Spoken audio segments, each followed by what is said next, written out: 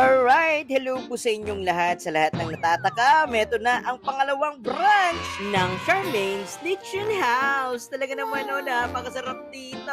Tara na! Matatagpuan ito sa Mabini Street, Catbangen, City of San Fernando, La Union, corner of Golden Homes Subdivision. Okay, at hindi mo lang alam, marami tayong makikitang na ulam na masasarap. Ulam pa lang, mapapawaw ka na. Wow! Kaya ito na, nung nagsisimula kami dyan, tinignan ko muna yung lechon. Mapapatakam ka talaga. At ito na, yung magre-ribbon cutting na tayo. Wow! Talaga naman, ang dami ring tao dyan. Sobrang dami at sobrang init. At habang nagre-ribbon cutting tayo dyan, inaantay na natin yung ibang pan. Darating pa. Ayan na si Kuya. Ayan, pinutok ang camera. Let's go! At heto na tayo. Magbe-blessing na si Father.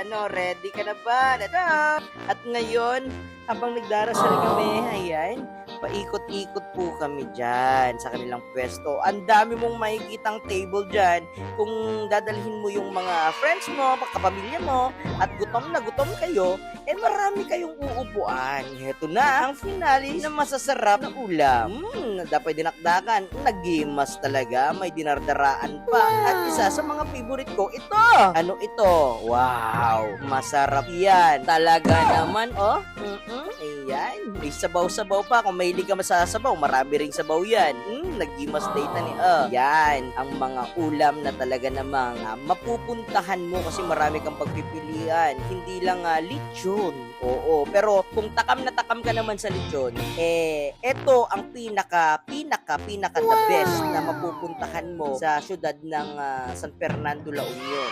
Tama ka dyan. Yan ay ang Charmaine's Lechon. Wow, sarap! Ito na yung lechon. Nakaw! Puputok ang batok daw din pero masarap.